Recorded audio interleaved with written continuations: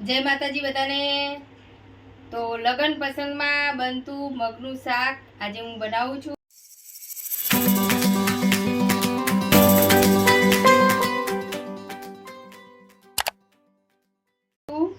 તો મગ લઈ લીધા છે અને સરસ એકદમ સાફ કરી દીધા છે। તો એને સરસ 2-3 પાણી ધોઈ નાખીશું। તમારા ઘરમાં જેટલા સદસ્યો હોય એ પ્રમાણે તમારે શાક બનાવવાનું છે।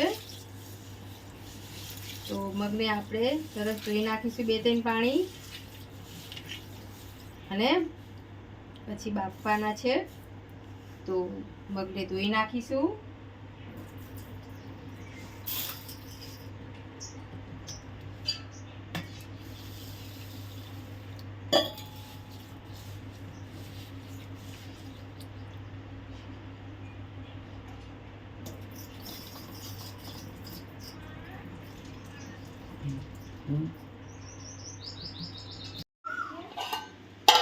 તો મગ આપણે 2-3 પાણી સરસ ધોઈ નાખ્યા છે। તો હવે આપણે બાફી દઈશું। ચૂલા ઉપર તપેલી મૂકી દઈશું।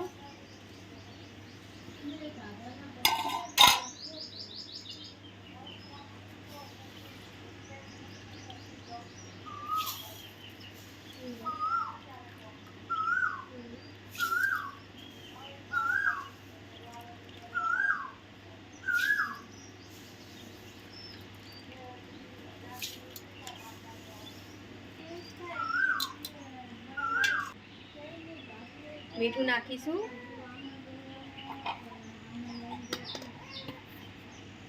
ઢાંકીને ધીમી આંચ ઉપર બફાવા દઈશું। આદુ સરસ ધોઈ નાખ્યું છે અને એની છાલ પણ ઉતારી દીધી છે।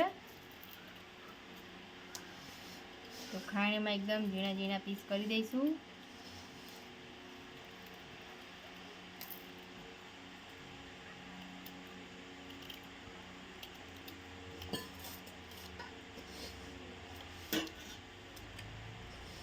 લસણ લઈ લીધું છે।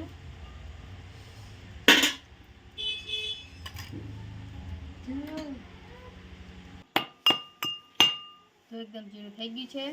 એકદમ સરસ ઝીણા કટિંગ કરી નાખ્યા છે। તો ટામેટા પણ ધોઈ લીધા છે અને શાકમાં નાખવા એકદમ ઝીણા કટિંગ કરી નાખીશું।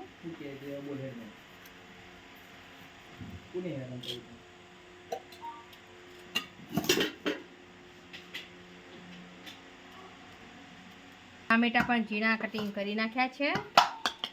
તો મગ ધોઈ લઈશું। તો મગ આપણા સરસ બફાઈ ગયા છે એકદમ। તો તપેલી નીચે ઉતારી દઈશું।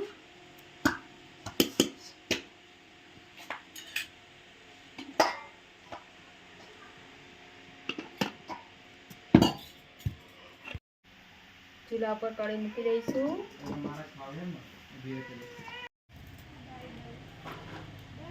તેલ નાખીશું કઢાઈમાં।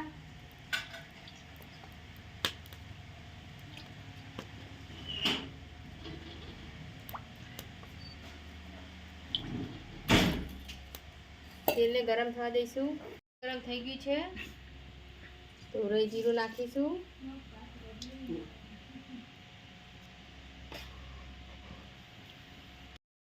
તો રાઈ જીરું સરસ થવા મળ્યું છે। હિંગ નાખીશું। તેજપત્તા નાખવાના છે। બાદિયા, તજના લાકડા,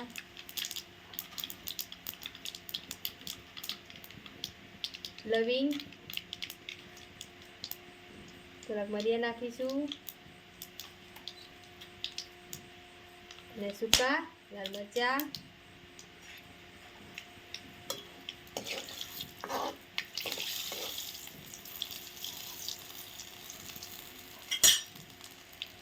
ઝીણી સમારેલી ડુંગળી નાખીશું।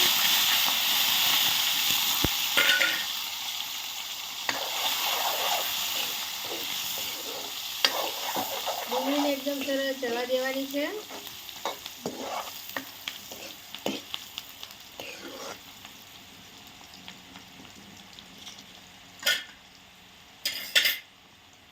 ઝીણા સમારેલા લીલા મરચાં નાખીશું।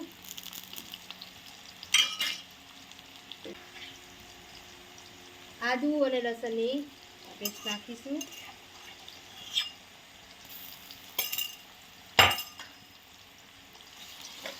સરસ ડુંગળીને સરસ એકદમ ચડવા દેવાની છે.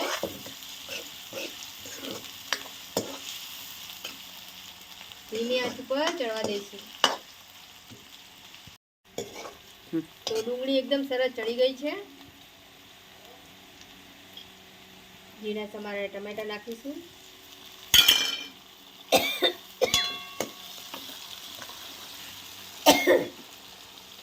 અને હવે આપણે મસાલા નાખવાના છે. લાલ મરચું નાખીશું.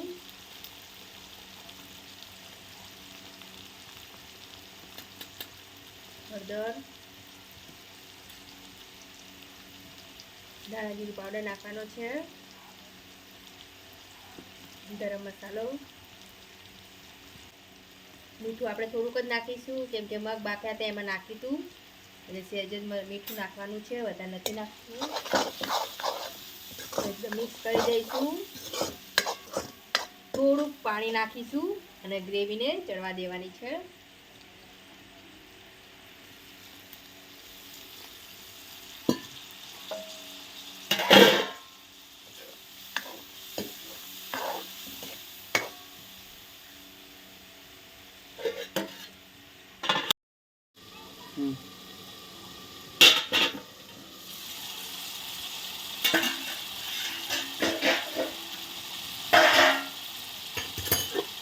તો ગ્રેવી આપણી એકદમ સરસ ચડી ગઈ છે.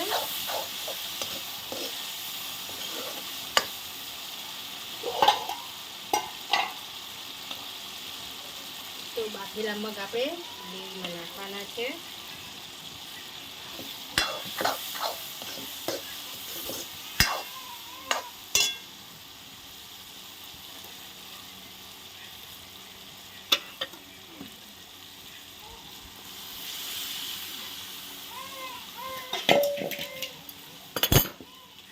મિક્સ કરી દઈશું.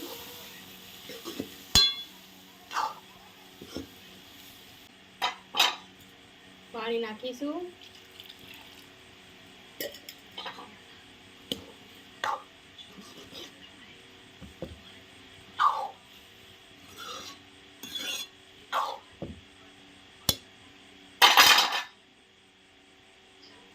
ગોળ નાખવાનો છે.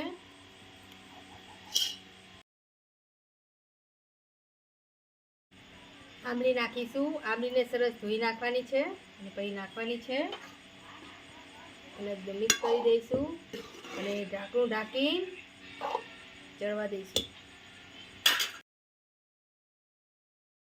ઢાંકણું ખોલી જોઈ દઈશું. મિક્સ કરી દઈશું.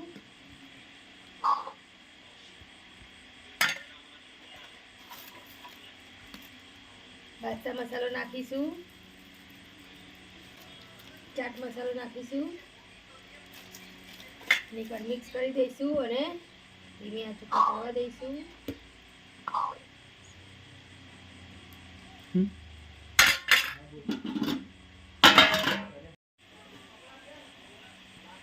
તો મગનું શાક બની તૈયાર થઈ ગયું છે. તો ઉપર સરસ તેલ પણ આવી ગયું છે. કોથમીર નાખીશું.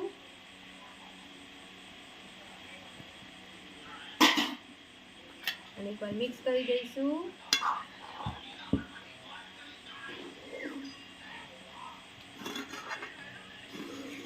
અને શાક આપણે નીચે ઉતારી દઈશું અને હવે પૂરી બનાવીશું.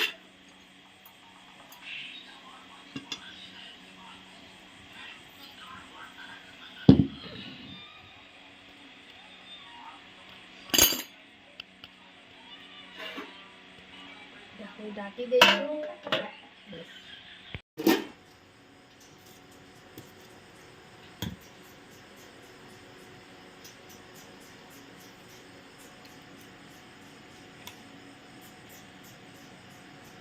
લગ્ન પ્રસંગમાં બનતું શાક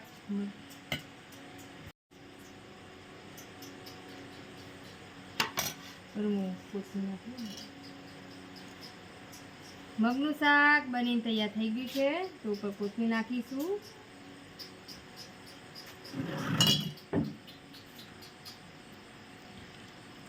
મગ સાથે ખાવા માટે પૂરી પણ બનાવી છે, લીલા મરચાં પણ તળ્યા છે. લગ્ન પ્રસંગમાં બનતું શાક બનીને તૈયાર થઈ ગયું છે.